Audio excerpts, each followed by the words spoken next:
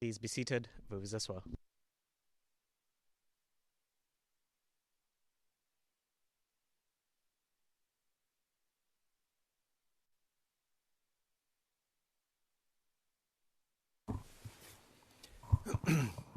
Good afternoon. Le président, rebonjour, monsieur le témoin. La Chambre a été informée que vous ne vous sentiez pas bien. Est-ce que vous vous sentez mieux maintenant? Monsieur le Président, ça va mieux. Okay, if you Le président, si vous avez des soucis, n'hésitez pas à me le faire savoir. D'accord?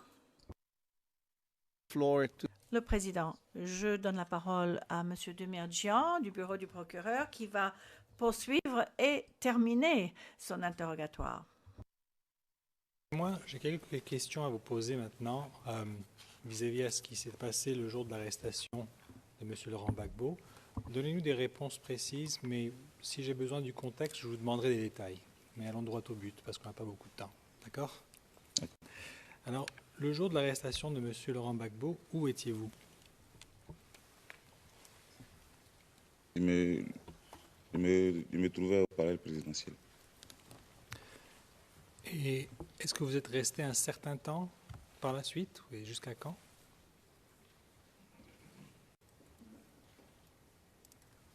Je suis resté jusqu'au lendemain. Le lendemain, le 12, jusqu'à 14 heures, parce que, bon, on avait peur de sortir. Je sais qu'il a marqué 14 dans l'interview, hein, donc il va le rectifier. Voilà. C'est un peu un oubli. Et bon, parce qu'il y avait l'armée française et le FSI qui était déjà occupé une grande partie du plateau. Donc, même si on sortait du palais, on ne savait pas comment replier parce que on ne savait pas au juste s'il y avait des couloirs afin qu'on puisse replier. Donc nous étions restés là jusqu'au 12. Et puis on avait des rumeurs qui faisaient état de ce que on allait avoir aussi de l'aide extérieure aussi. Voilà, donc ce qui a fait qu'on a attendu. Et donc ce jour-là, le 12, vous êtes allé où? Le 12, nous avons rejoint la base navale qui est dans la commune d'Atekoubé, la base navale de la marine à Lokodjoro. D'accord. Et qui avez-vous retrouvé à la base navale de Lokodjoro?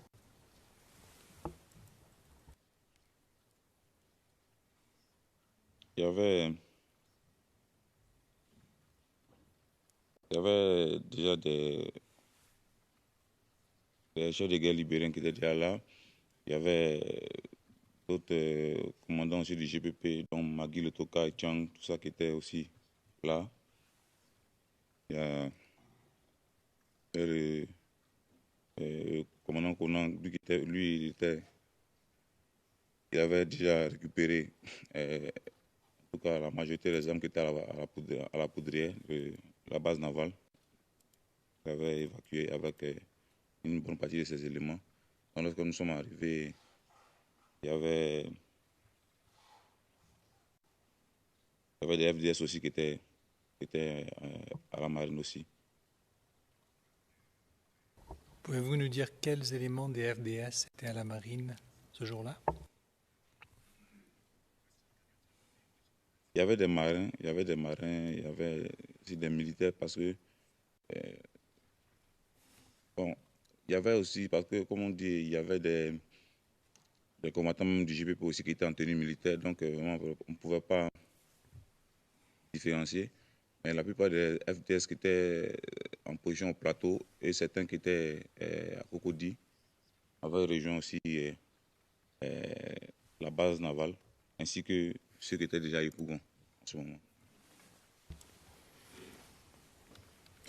Qui contrôlait Yopougon à ce moment-là? En ce moment, c'est nous qui contrôlons Yopougon.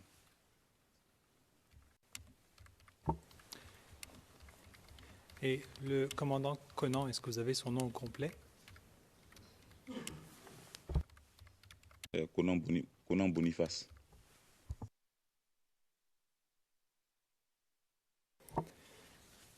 Et pour combien de temps est-ce que vous avez contrôlé Yopougon suite à l'arrestation du président Gbagbo?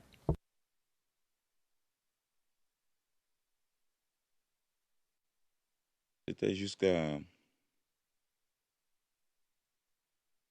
lundi qui a suivi. Jusqu'au lundi qui a suivi, parce que jusqu'au lundi qui a suivi, les forces républicaines ont réussi avec l'armée française, ont réussi à déloger tous les combattants qui étaient à Yopougon. Est-ce que vous avez quitté Abidjan à un moment donné? Oui, oui.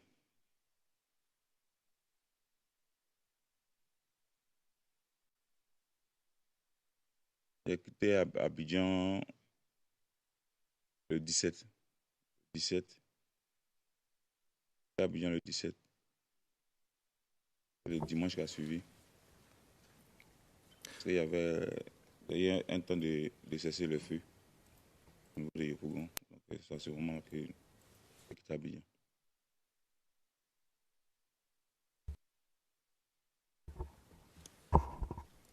There seems to be a problem here. On dirait qu'il y a un problème.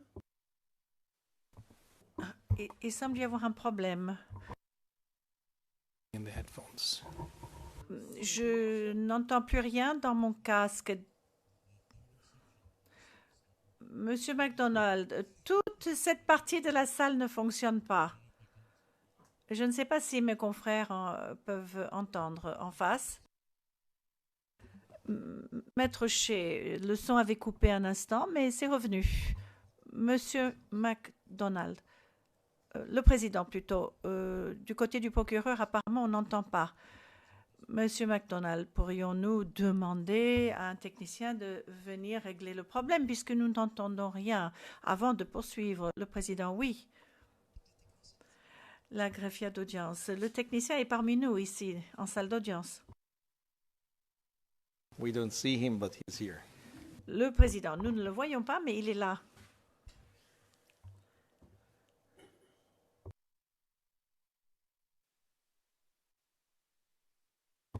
But the technician is working on the wrong side, I think. Le président, je crois que le technicien travaille du mauvais côté.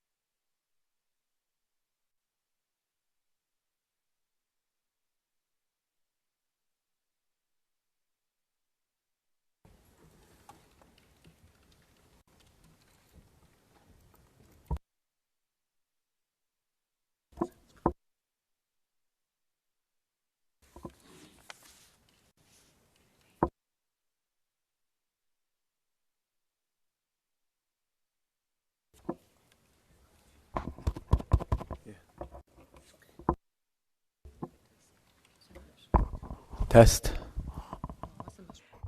Test 1, 2, 3, 1, 2, 3. Est-ce que vous entendez le canal français? Est-ce que vous entendez le canal français? Ça sort du haut-parleur. Je m'entends moi-même. Maître Shea, j'ai également perdu le son. De nouveau. We are giving a very bad example to the public. Le président, c'est un très mauvais exemple que nous donnons à notre public.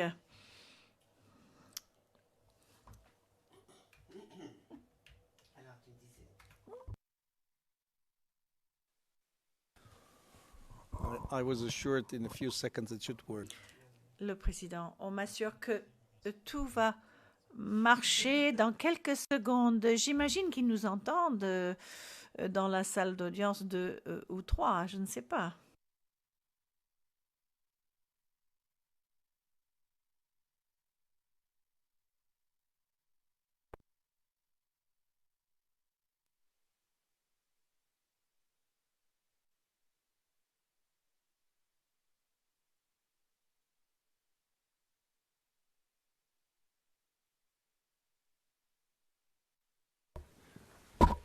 I think we're back on.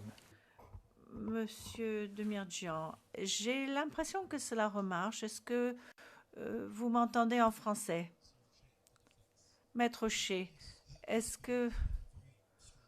Maître Shea, oui, j'entends, mais il y a un écho très fort. Le président, moi aussi. Maître Shea, je m'entends également, en même temps. Le président, je m'entends moi-même en écho dans mon casque.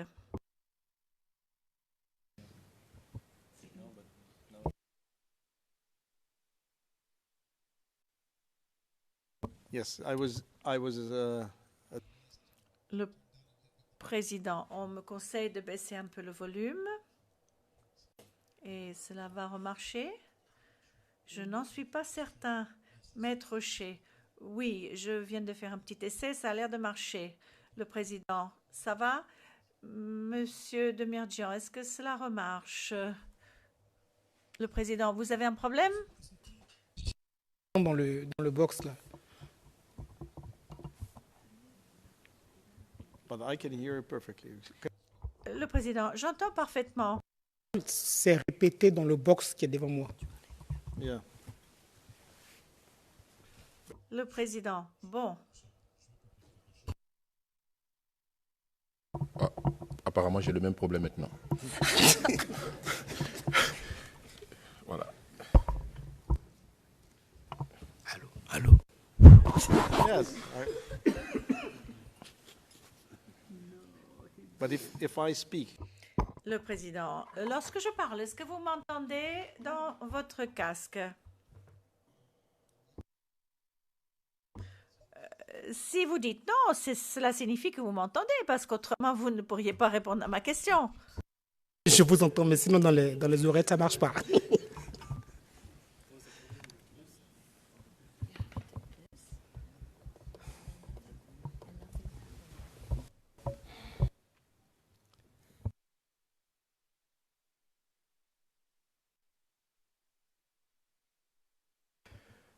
the technician is on his way again. Le président, le technicien va nous rejoindre sous peu. So it would be now only a problem for the Bagbo defense, right? Bon, si je comprends bien, il n'y a que du côté de la défense qu'il y a un problème. Du côté de la défense de M. Blégoudet.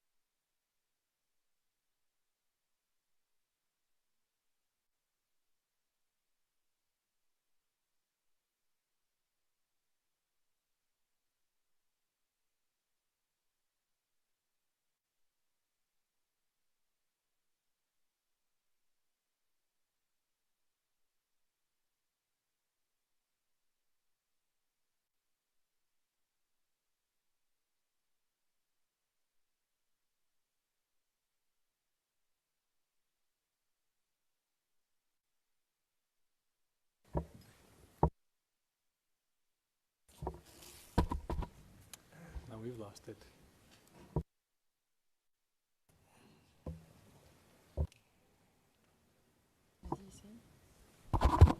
We've lost.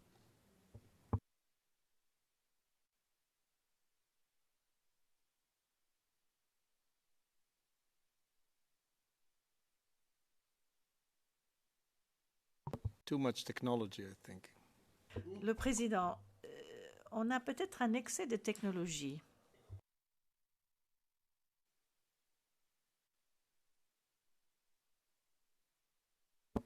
now? Is it working? Est-ce que ça marche maintenant? Est-ce que ça marche? Oui. Monsieur Demirjian, maintenant nous n'entendons plus. La greffière d'audience. On me demande de tester le système à partir de ce micro. Est-ce que vous pouvez me dire si vous entendez? Monsieur MacDonald, ne pourrions-nous pas faire une petite pause de manière à ne pas trop stresser le technicien puisque le public l'observe, il essaie de régler tous ses problèmes. C'est difficile pour lui. Le président, oui, j'ai compris. On va faire une petite suspension. Merci de nous le signaler lorsque tout est prêt.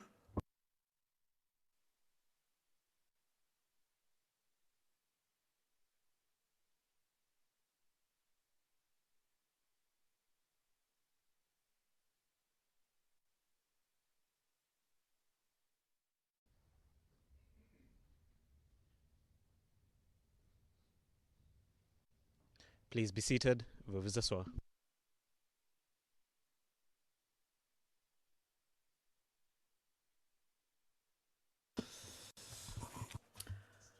Le président, nous allons retenter le cours. On se croise les doigts.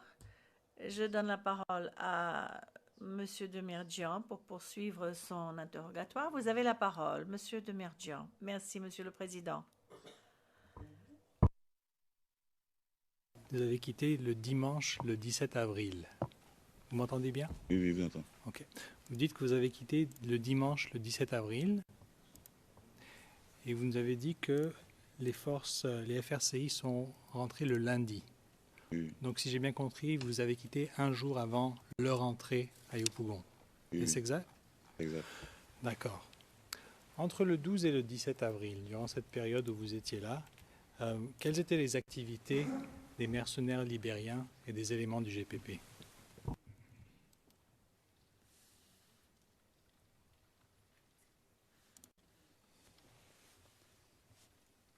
Bon, nous participions, nous menions des combats au niveau, parce que les zones de combat étaient plus les points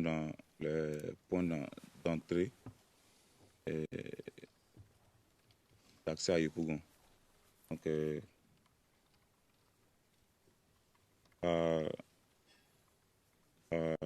le quartier dit Sable dont j'avais déjà parlé, au niveau aussi du quartier de Jesco aussi, au niveau aussi de Mosikro, par exemple. Et souvent, bon, le week-end faisait des incursions, bon, jusqu'à quand même vers les quartiers, les nouveaux quartiers, d'autres aussi, d'autres quartiers comme le quartier Maroc aussi. Mais, souvent aussi, bon, il y a eu un moment aussi où ils ont pu arriver jusqu'au niveau de Yopougon Koweït, qui n'est pas loin de la base. Lors de ces opérations, est-ce qu'il arrivait que le GPP ou bien les forces libériennes arrêtaient des individus suspectés de collaborer avec les forces nouvelles ou le FRCI à ce moment-là? Oui, il y a des personnes qui étaient dénoncées par la population dans un quartier. La population disait par exemple que c'est ceux-là qui, voilà, on les a tapés en train de communiquer avec le FSI, en train d'indiquer vos positions ou bien d'expliquer comment est-ce que la résistance armée qu'on avait mis en place au niveau de Yopougon, comment est-ce qu'elle était organisée ou bien comment est-ce qu'on était disposé.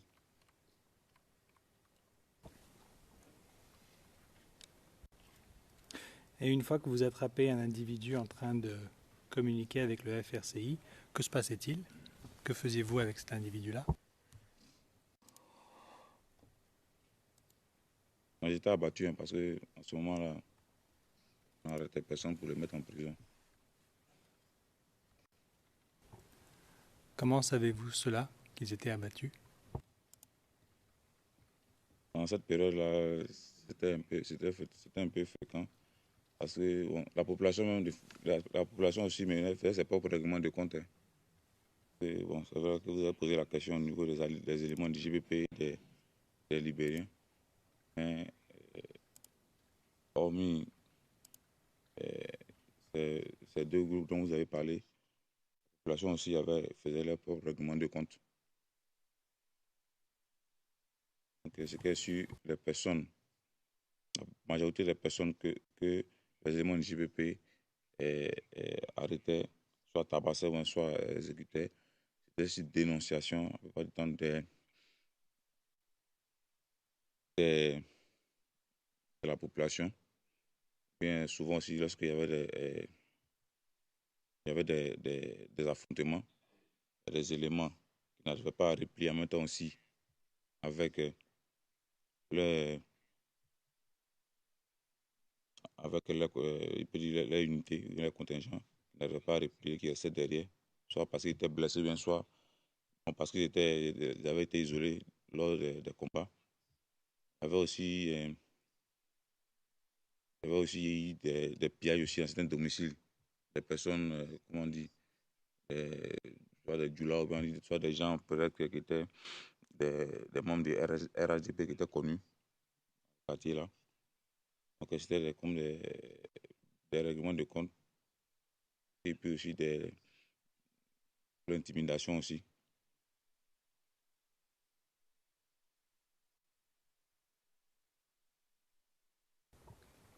Donc, par rapport à cette population que vous avez mentionné qu'il y avait du pillage et des règlements de compte. Est-ce que vous avez vu des règlements de compte?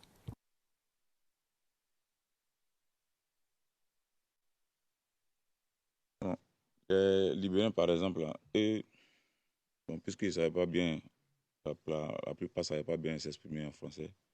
Donc, eux, lorsqu'ils croisaient quelqu'un, ils demandaient, bon, c'est Gbagbo ou bien c'est maison. C'est-à-dire, euh, est-ce que vous êtes partisan de Gbagbo ou bien, bon, si c'est la maison, bon, comme le logo du RDS, c'est une case. Donc, si c'est des gens qui sont du RDS, bien soit ce sont des gens qui sont du partisans de M. Gbagbo. Donc, souvent, à certaines personnes qui ne comprenaient pas, ils pensaient qu'on leur demandait s'ils allaient à la maison bien, ou pas, un truc comme ça. Donc, ils pouvaient répondre oui, maison. Donc, et tirer sur lui. Parce qu'il a dit oui, c'est maison. Donc, bon, souvent, ça, il y avait des altercations, nous, souvent, à ce sujet-là. Il faut dire que aussi, là-bas, eux, c'est pas leur pays.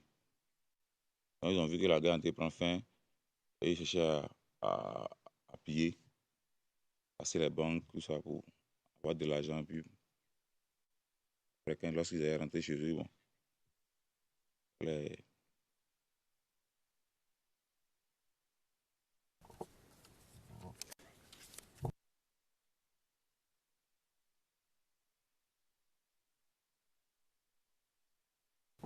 Juste pour être clair, ça c'est, comme vous l'avez dit, c'est la population d'Ioula ou bien des membres du RHDP. C'est bien cela? Oui. Vous nous avez dit, il tirait, donc vous parlez des miliciens, il tirait sur lui. Est-ce que ça vous l'avez vu vous-même? Oui, c'était bon. Dans cette période-là, ces gens d'agissement étaient fréquents. Parce que à cette période-là, bon, on ne peut plus distinguer qui était qui, parce que vraiment, c'était un peu plus, c'était vraiment difficile de maîtriser qui que ce soit. Parce que tout le monde avait pas de combattants, même si c'était les FDS, même les éléments. La plupart aussi étaient en tenue civile. Parce que là, c'est plus facile de distinguer qui était qui. On peut différencier les Libériens, mais entre nous, les Ivoiriens, c'était un peu, quand même devenu un peu difficile de se distinguer. C'était juste par les, les codes verbaux qu'on s'était donnés, c'est par là qu'on se reconnaissait. Et juste pour bien compléter cette partie de votre témoignage, lorsque vous dites qu'il tirait sur eux, pouvez-vous expliquer quel était Quand il dit le tirer, résultat? quand il dit tirer, d'abord, je parle des fois des libéraux et aussi mes éléments. Comme je l'ai dit,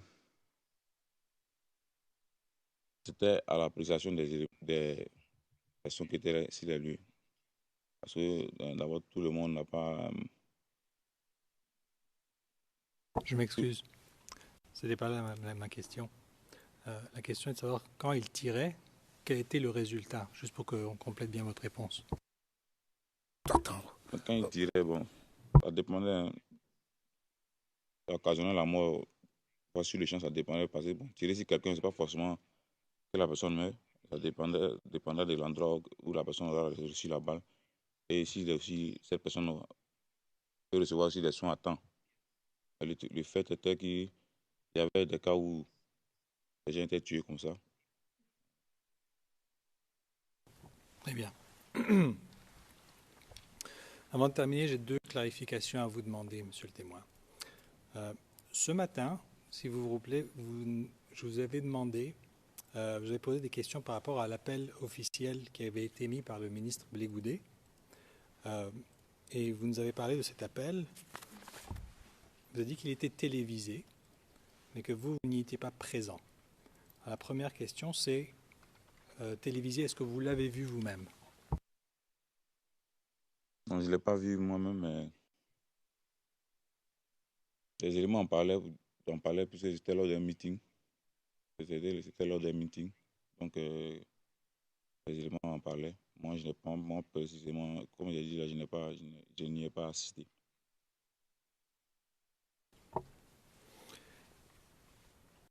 Et lorsque vos éléments vous en parlaient, quel était le message exact de cet appel?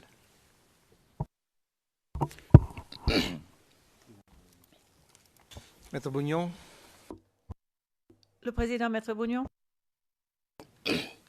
C'est vrai que pour gagner du temps, je n'ai pas voulu objecter depuis longtemps. Il y a plusieurs fois que je pouvais objecter. Mais je pense que le témoin a répondu à cette question longuement et largement. Il a donné avec force détail la déclaration en guillemets qu'il aurait entendu. Il a même déjà donné le lieu où avait eu cette déclaration. Et donc, je pense que là, c'est une répétition qui ne s'avère pas utile.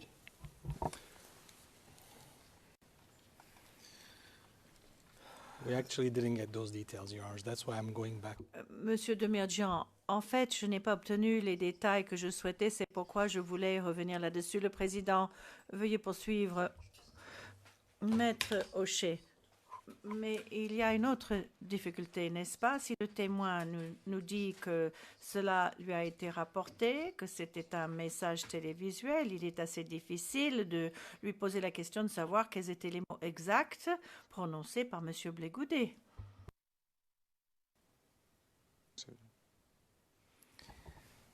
Very well. Mr. Demirjian, please. Président, Monsieur Demirjian, allez-y. Mais ne laissez pas le témoin se lancer dans des conjectures ou nous relayer des rumeurs de rumeurs. Allons au fait. Monsieur le témoin, peut-être qu'une meilleure question à vous poser, c'est de dire, lorsque vos éléments vous ont relaté cela, quelle a été la réaction d'après les informations que vous avez reçues? Alors sur le terrain, après cet appel, qu'est-ce que vous avez pu constater?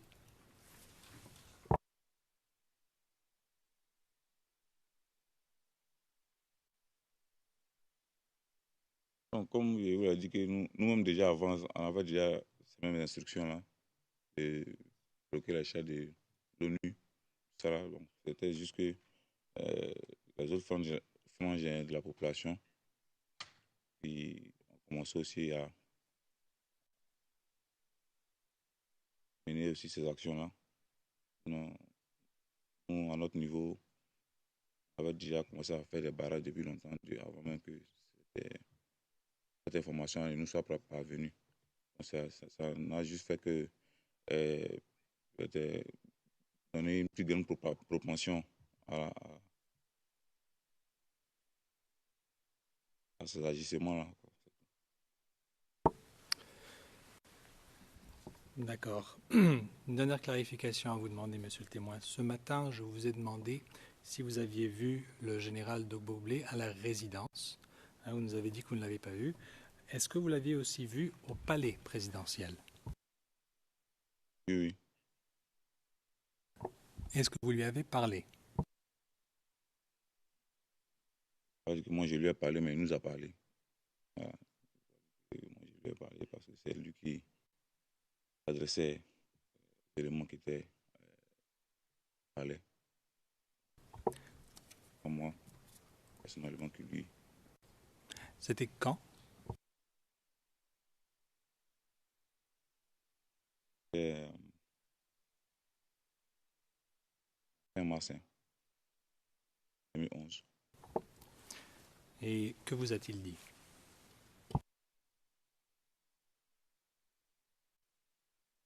C'était le message, le même message du papa à notre intégration.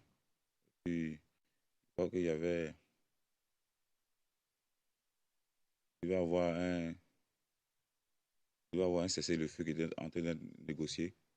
Donc, nous, on devait, pas où ce cessez-le-feu-là serait effectif, on devait déplacer l'armement de la base du DMI qui était à Cocody.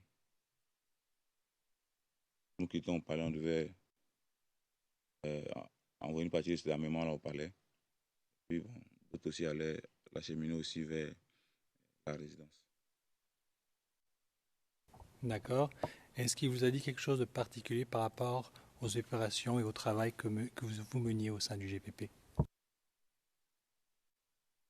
On nous a félicité. Il nous a félicité. Que c'est la décision de nous intégrer d'office, c'était parce que bon, j'étais satisfait du travail qu'on avait, du travail qu'on faisait à leur côté. D'accord. Et vous a-t-il informé cette décision de vous intégrer? Elle venait d'où? Et que la décision venait du président de la République. Monsieur le témoin, je vous remercie de votre... Pardon?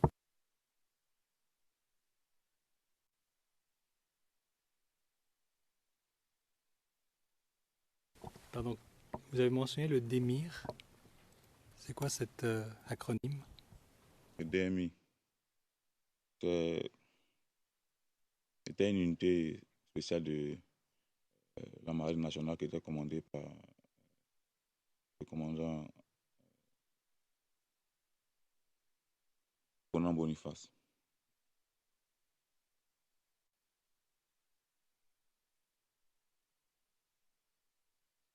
Attendez juste pour voir si c'est bien sorti dans les notes. Le DMI est des divisions marines d'intervention rapide. Monsieur le témoin, je vous remercie de votre patience. Cela complète mes questions. Your Honor, is that... Madame, Messieurs les juges, j'en ai terminé avec mon interrogatoire. Le président, merci, Monsieur le procureur. J'ai une petite question de clarification à demander aux témoins. À la page 79, ligne 5 de la transcription en anglais. Question posée par Monsieur Demedjian. Et vous répondez... Non, au cours de cette période, en fait, on ne pouvait pas vraiment distinguer qui était qui. Il était très difficile d'identifier qui était qui. Alors, un peu plus tard, vous avez essayé d'expliquer la chose, mais en tout cas, je ne pense pas que ça a été extrêmement clair. Alors, pourriez-vous vous expliquer à nouveau et nous dire pourquoi il était... Qu'est-ce que vous vouliez dire quand vous avez dit qu'il était difficile de distinguer qui était qui, de savoir qui était qui? And what are the consequences? Et quelles sont les conséquences, bien sûr, de ces difficultés d'identification, du fait qu'on avait du mal à savoir qui était qui?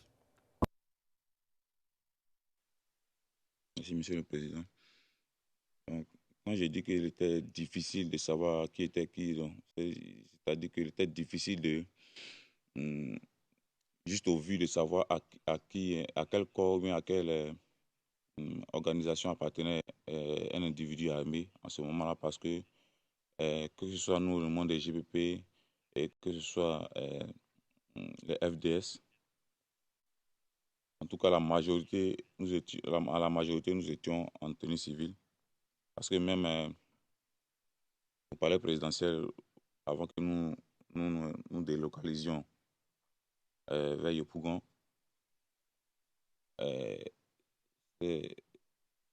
début du mois d'avril déjà, on avait reçu les instructions du colonel Moudi de se mettre en tenue civile et on avait juste des gilets, couleur treillis qu'on mettait sur nos vêtements qui nous permettaient de se reconnaître. Parce que lorsque nous avions auparavant délogé FSI au niveau de l'état-major, ils avaient emporté des tenues qui étaient à la garnison de l'état-major. Donc, ils avaient des tenues des différents corps des FDS qu'ils avaient porté. Donc, on ne pouvait pas, si on se mettait dans ces mêmes tenues-là, on allait avoir des problèmes à se différencier lors des combats. Donc, déjà, à partir du début avril au palais, on était en tenue civile. Et quand je parle d'on était en tenue civile, je parle des éléments au niveau des FDS ou même du GPP qui étaient là, mais qui prenaient part au combat. Je ne parle pas des officiers qui étaient à la salle de transmission, mais ceux qui étaient chargés du dispositif de sécurité au palais. Donc, jusqu'à Yopougon, les FDS qui étaient là avaient enlevé les tenues et ils étaient en tenue civile. Donc, c'est juste par des codes, comme on dit, par des codes verbaux qu'on se reconnaissait. Yes, but which consequences? Le président, oui, mais quelles étaient les conséquences de cette difficulté à reconnaître qui était qui? Est-ce qu'il y avait aussi le problème peut-être de tyrannie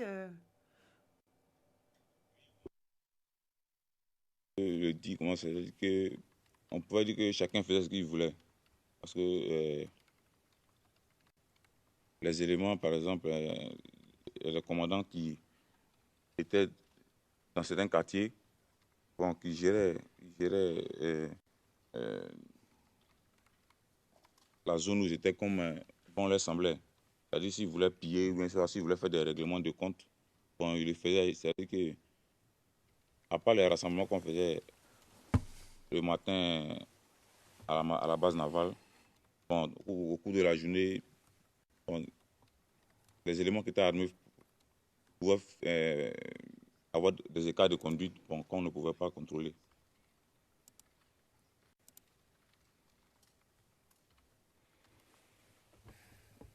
And what about who is who among? Et qu'en est-il quant à savoir qui était qui dans les partis opposés? Parce que pour l'instant, vous nous avez parlé de ce qui se passait à l'intérieur d'un camp de combattants. Mais qu'en était-il de la partie adverse? C'était en particulier les éléments du commandant Chérif Ousmane qui cherchait, avec souvent appuyé par les éléments de l'armée française, essayaient de forcer et nous déloger de Yopougon.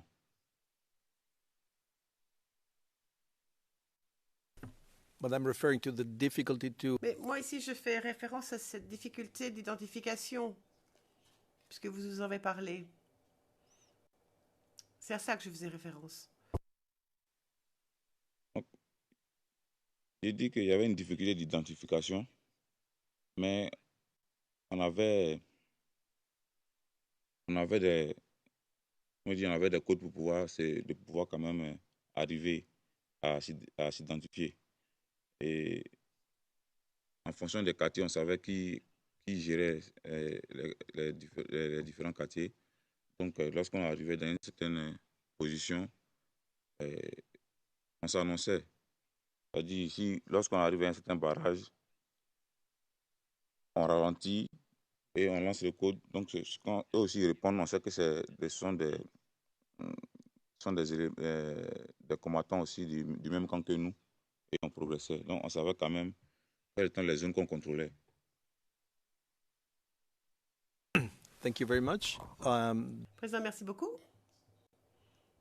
Je crois que cela met un terme. Mais je vous vois de vous, Monsieur Desmédian. Monsieur Desmédian, écoutez, suite à la question que vous venez de poser, j'ai des questions à poser, mais puis-je les poser maintenant ou est-ce qu'il vaut mieux que je les pose en questions supplémentaires après les contre-interrogatoires de la défense, le président? Une question ou des questions, Monsieur Desmédian? Une question. Une question. Parce que de toute façon, nous n'allons pas commencer le contre-interrogatoire de la défense tout de suite.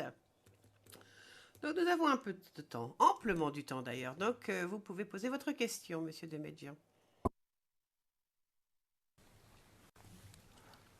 Monsieur le témoin, vous avez, donc en réponse aux questions du président, vous avez indiqué qu'il y avait certains problèmes d'identification. La question que j'ai pour vous, c'est dans le cadre des incidents que vous nous avez expliqués, les règlements de compte par les miliciens libériens, est-ce que dans ces situations-là, il y avait des difficultés d'identification, ou bien est-ce que la victime était claire? Des difficultés d'identification de la victime.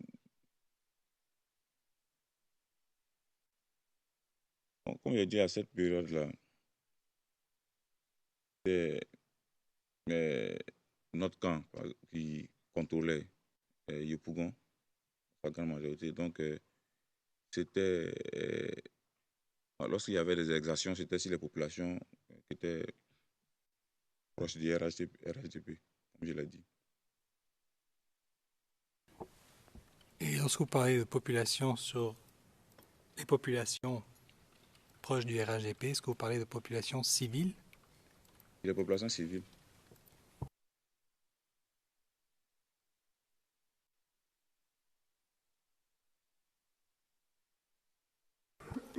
Et dans ces situations-là, est-ce que l'identification posait problème? Comme je l'ai dit là, le plus souvent, c'était aussi désignation même des habitants des quartiers, parce que dans chaque quartier, les gens se connaissent entre eux. Et ils savent eux qui habitent où, qui fait quoi. Donc, c'est aussi désignation de certains habitants même des quartiers même qui disaient, ah, c'est là, telle maison-là, c'est des gens des RHDP. Donc, ils sont là-bas, qui donnent l'information. Oui, j'ai vu une telle personne en train de communiquer à propos de comment est-ce que vous vous comportez ici, comment est-ce que vous êtes positionné ici, donc donner des informations sur vous.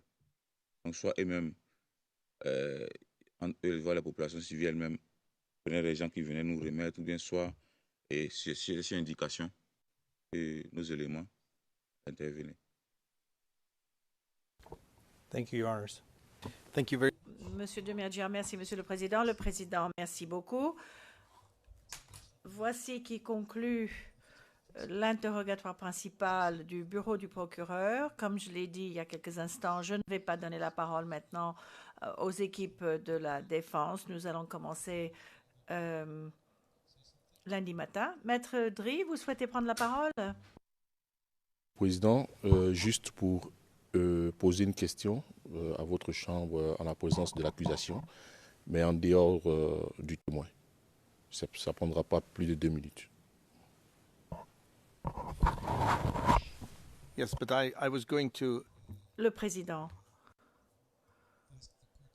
J'allais justement demander à Monsieur l'huissier de bien vouloir escorter le témoin à l'extérieur du prétoire. Et puis nous avons un autre sujet à aborder. Je crois qu'il nous reste un peu de temps pour en parler. Je sais que le bureau du procureur a un sujet à aborder avec la Chambre et les parties, mais je n'ai pas bien compris pourquoi il souhaitait le faire à huis clos partiel. Monsieur MacDonald, je peux le faire en public sans mentionner l'identité du prochain témoin. Le président, oui, c'est cela. Très bien. Votre commentaire porte sur le témoin actuel ou pas, Maître Ndri?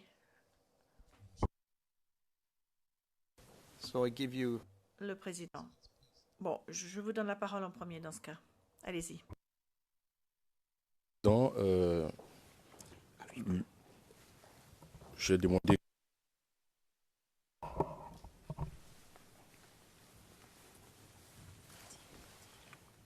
Je sollicite le huis clos partiel, s'il vous plaît. So let's go in private session. Le président. Huis clos partiel, s'il vous plaît. La greffière d'audience.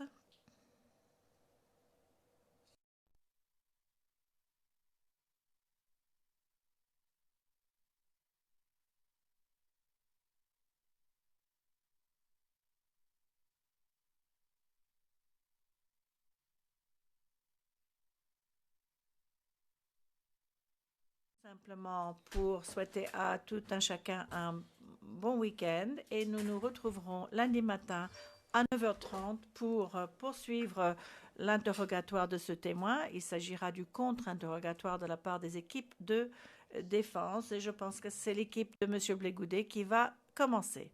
L'audience est levée.